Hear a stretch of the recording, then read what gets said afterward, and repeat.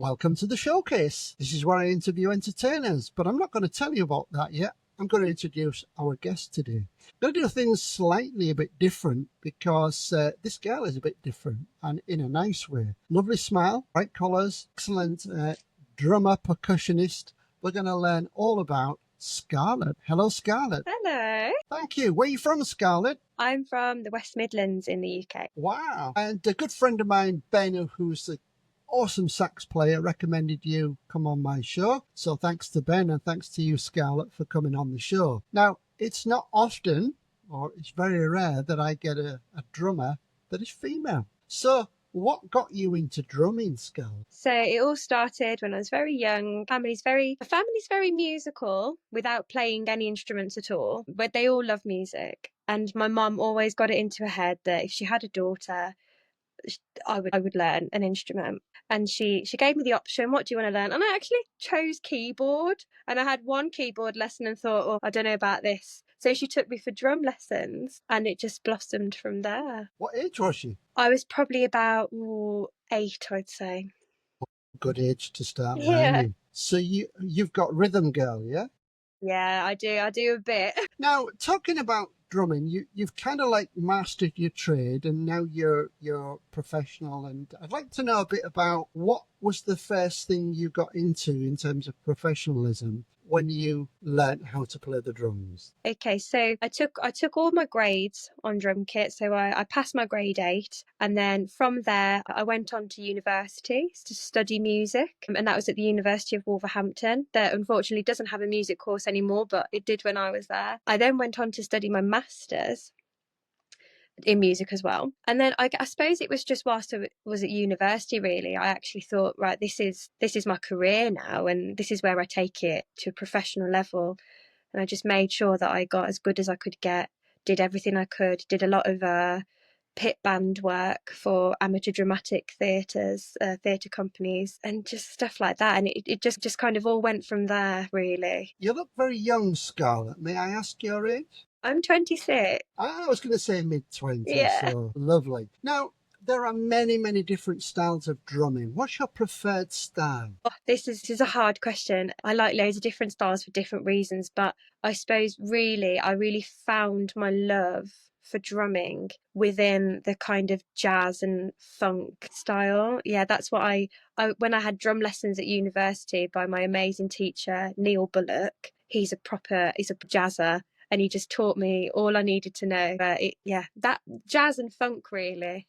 That's a different style in itself. It's not kind of like what I call bashing the sticks on the drums. It's sophisticated playing. And I don't think people realise when they hear a drummer, styles and the technique that go into jazz is quite challenging, yeah? Yeah, it's very challenging, and I think that's why I enjoyed it so much. I was probably a bit when I got to that stage of thinking, right, well, I've kind of not mastered by any means, by the way, but I've kind of done what I can with rock, and I know what I'm doing with that. I know what I'm doing with pop and all that kind of stuff. Jazz was something that I found really difficult because I'd never been introduced to jazz before. I didn't come from a very jazzy family. My family are very rock, alternative, very 80s actually. So this was something completely new, and I just fell in love with it. And I enjoy playing jazz more than I like listening to jazz, if that makes sense. It does, I understand that. What was the first branded kit that you bought? So my first kit is actually the kit I still have now.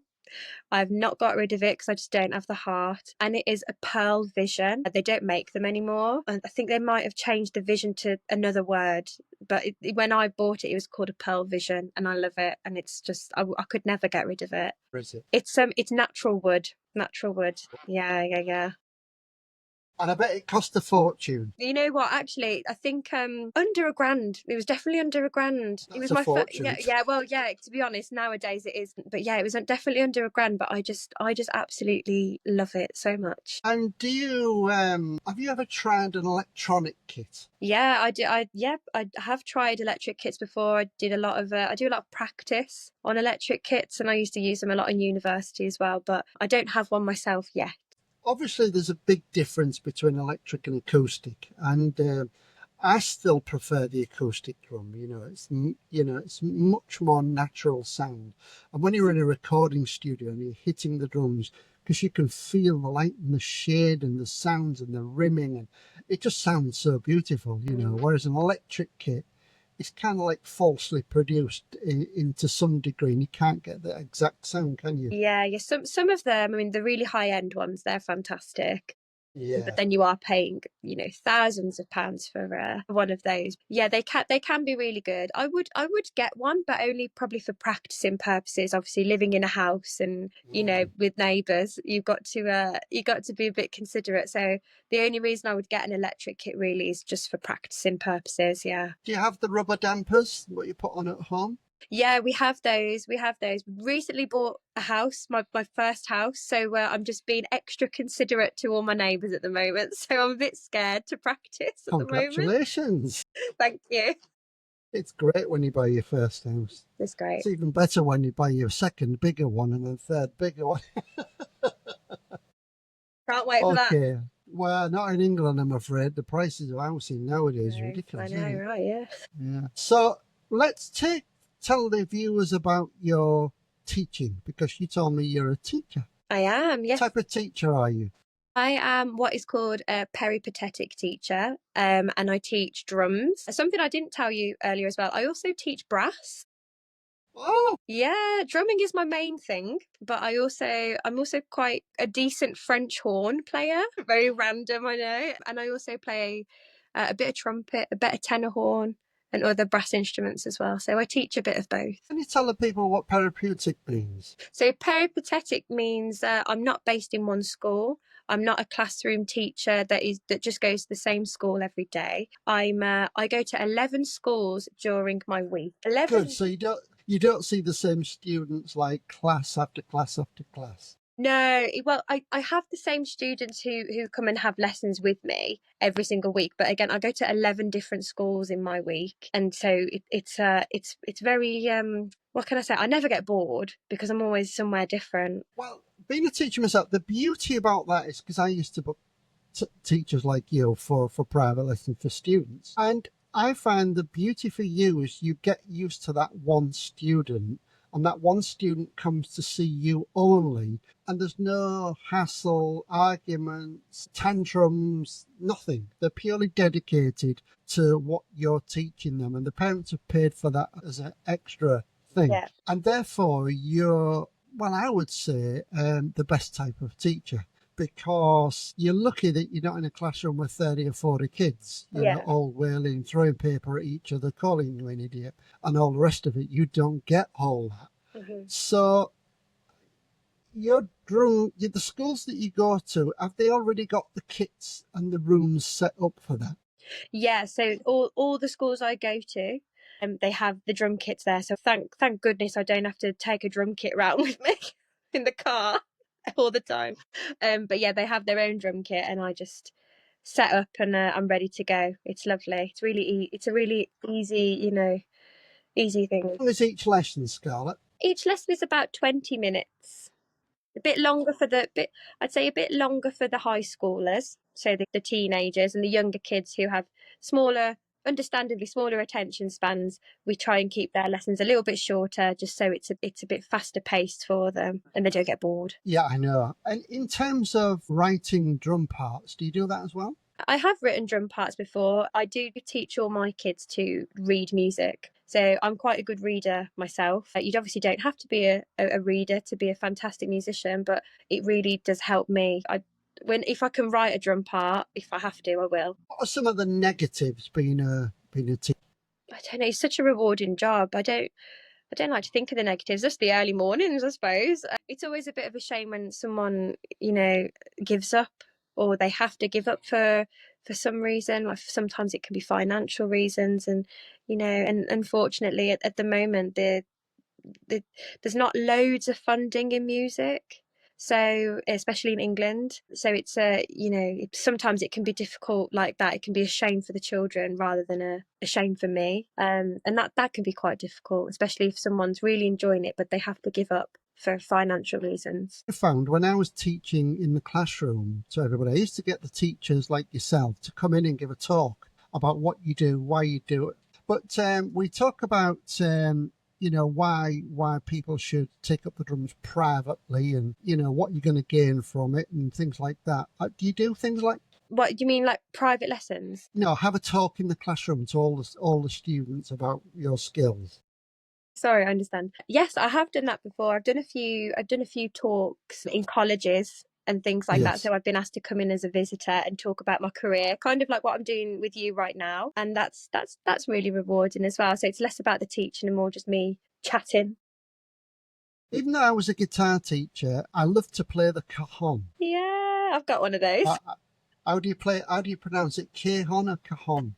I'm just say cajon. Cajon, I think, yeah. Marvellous things, those. We had about 10 of them, and we got the students on them doing, and it was just real good fun. People said, "Oh, I like this," and it gets them into drumming a bit. So it's a kind of like the first. So let's move on, Scarlett. You told us all about your drumming skills and things like that. You're also in a band, yeah, an original band. Tell us all about that. So my originals band is a alternative punk band. We're called Head Shrinkers, but we are at the moment going through a bit of a rebrand, and we're not keeping that name for much longer. It's all on our socials, so if you do follow Head Shrinkers on Instagram or Facebook, anything like that, you'll see the first thing you'll see is the fact we're changing our name, and we've just done our final gig, which was in Birmingham, and we're coming back as something different. I can't disclose what the name is yet, but we're coming back soon. What was the reason for the rebrand? I think for us, it was just something we needed to do for ourselves just to keep it fresh. We've been a band for about 5 years now, and we've done some amazing things. We've done big festivals in the Netherlands, we've gone to France, and we've done big major UK festivals as well. But then sometimes it's so difficult, especially the UK music industry, to keep yourself above the rest, and the momentum has to keep rolling. And if it doesn't, then you're stuck. And I think for us, because we dropped the momentum just a little bit, that was it. We really struggled to get back to where we were. So I think for us, it's just a bit of a refresh, just to keep ourselves motivated, and and we're really motivated. Are you playing all that head banging stuff, like punk stuff that people play? Yeah, we're a bit less. Well, I wouldn't say we're heavy, but we have a really 80s sound. We've been told we get compared a lot to Pixies, and we get compared a lot to those era, like Joy Division, that kind of thing, really, which we all love and we're really influenced by as well. So it's a big compliment when someone compares us to one of our favourite bands. What's the band lineup then? So obviously there's me on drums, and I also do a lot of singing as well. Do a lot of mainly backing vocals, but there are a few tracks which I take lead on as well. We have Garen, who's on lead vocals. We have James, who's lead guitar. And we have Xavier, who's on bass. So you're the only female? Yeah. So you've not got an old girl punk band then? No, not all girl. I'm the only girl. The only girl. And how do you get on with that? Do you find it all right? Absolutely fine. They're like brothers to me. They're just they're like brothers, honestly. It's absolutely fine. They treat me they don't treat me any different, and I don't treat them any different, and we get on like a house on fire. And what about in terms of travel and things like that? Do you all have to travel separately, or do you go in a van? Well, I wish you could see the way we the way we get ourselves to gigs. We actually all cram into our guitarist James's car. We all cram into his Mazda, and me and Garen are often in the back, and we have about 2 guitars on our laps, and Zave's in the front with his bass in between his legs, and we've got an amp in the back, and we've got drums in it's honestly it's crazy. We've driven 13 hours like that before. Crikey, and you've got the biggest kit. Yeah, well, thankfully, not all gigs we get asked to do. I don't need to bring my kit all the time. Sometimes it's just, you need to bring your cymbals and your snare drum. But if I need to bring my own drum kit, I have to drive myself, because otherwise there's no way we'd all get there in one car. How do you feel when you get to a gig and you say they've got to use our kit, and you know, does it feel weird playing a different drum kit? Yeah, it does feel weird, but sometimes I'm really grateful because it just means that I haven't had to bring my own and I could just travel with the rest of the guys. But some kits I've been asked to play on when, you know, when a venue says, "Oh yeah, you can use the house kit, that's fine," and you turn up and it's being held together by tape. It's like, oh no. I've had to do that a few times where the kit is broken and I've had to just try and make do as best as I can. There's no other option at that point. And is your partner a musician? He is, he's a drummer as well. Oh, God. Our house is very loud. Nice, I like it. So you don't need a double bass drum then, do you? Well, he's in his own band, so we're constantly gigging. We're both out or doing, you know, but we're either doing something musical or we're teaching. He has the exact same job as me as well, so yeah, we do the exact same thing. So who writes the music? I mean, writing music nowadays is not easy, Scarlett. No, it's not. So in my originals band, Head Shrinkers, Garen, our singer, he writes the lyrics. He's a great poet. He's a great poet, really. That's what I'd call him. His lyrics are fantastic. It's really not that kind of middle of the road stuff that he writes. It's proper thought provoking lyrics that he does. And then together we all collaborate on the actual instrumental side of things, but we just leave him to the lyrics because that's his thing, and we wouldn't want to mess with that. What's your expectations from the band? What do you want from it? I just love to get to the point where we're doing massive festivals every summer, and we just love it. We just love being in a band, and that's partially the reason that we couldn't continue Head Shrinkers as it was. We're creating this new thing now, but I can't imagine not doing it. Just want the best, whatever we can get, we'll take it. I agree with you. I mean, I'm now retired in terms of, I mean, retired from on the road, but I've travelled all over the world as a musician. So I would say enjoy it. Yeah. Because it goes quickly. You know, that's the biggest tip is just if you enjoy something, you perform miles better. If you do it just for money, you might as well not do it. No, and that's that's one of the lessons we've learned as well. We became very money conscious, as you have to. Things are so expensive, and again, there's not much funding for music in the UK at the moment. Venues are shutting down left, right, and centre, and you start to think like, gosh, we're running out of money here. Like recording's expensive, videos are expensive. Now that we're starting again, we've got a better idea on how to manage the financial side as well, and what's worth spending our hard-earned money on when it comes to marketing and just getting your songs out there. That's the hardest part, actually, getting people to listen to your music. It's so It's a difficult. full-time job. There's so many amazing bands out there. You've got to think, well, why should they listen to us? You've got to make them Now, listen. Scarlett, you're up against AI. Yeah. I mean, I'm pretty good on computers and keyboard and guitar and things like that. But I just got the shock of my life. I watched a Rick Beato film.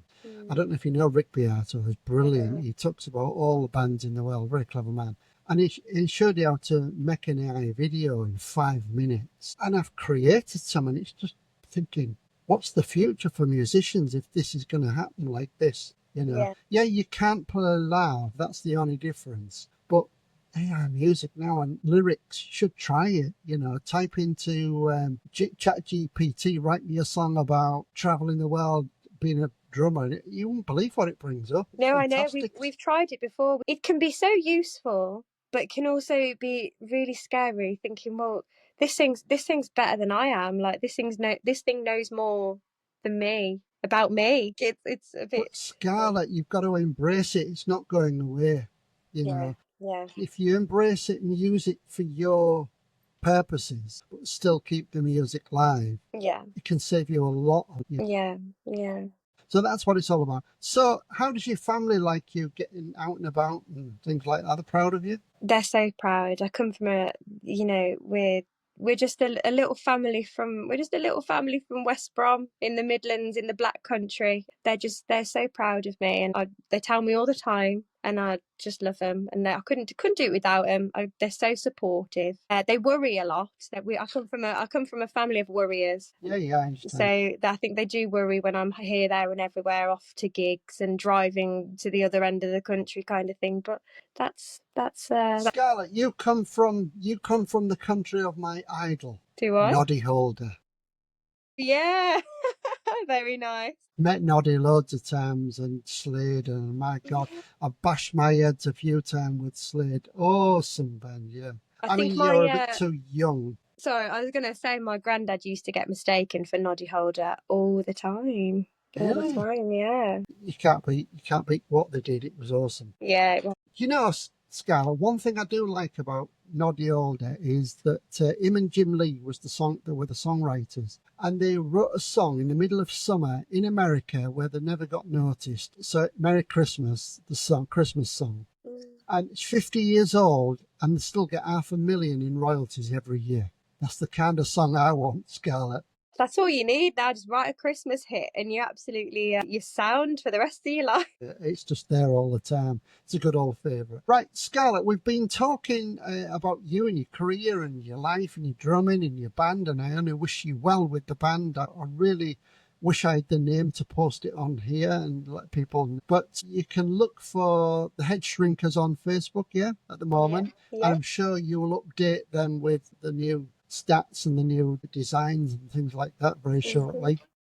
I just want to inform the viewers, I make these videos for your enjoyment. Musicians, people at home, Scarlett, your mum, anybody watching videos like this, because I believe people like to know about entertainers and how they achieve their success. What I'd like to ask you is click that thumbs up, like it and share it, and leave Scarlett a comment. Where's she playing, what gigs she doing, so she can feed back and help the algorithm for Scarlett and her band, the Head Shrinkers, or not the Head Shrinkers, whatever it's gonna be.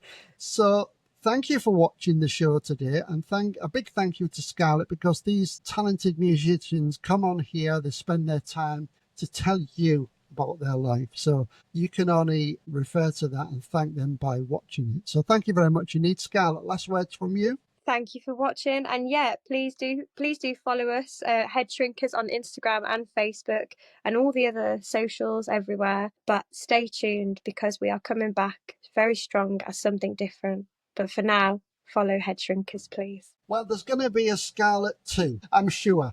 So, ladies and gents, thanks for watching, and keep in touch. The Head Shrinkers, I'll put the information on here for everybody. One thing, Scarlett, how do people book you? So you can book us through our email. It's on all our social medias. So you just click the contact button, and an email will drop down, and you keep us. And we do, when we come back as the new project, you can do it via our manager. So instead of the Head Shrinkers, it's going to be the Body Developers, yeah? Yeah, that's the one. Something like that. Fantastic. It's been really good talking to you, Scarlett. Good luck with the band. Good luck with the teaching. Keep up your smile and your happiness, because life is all about fun. Thank you very much. Thank you so much.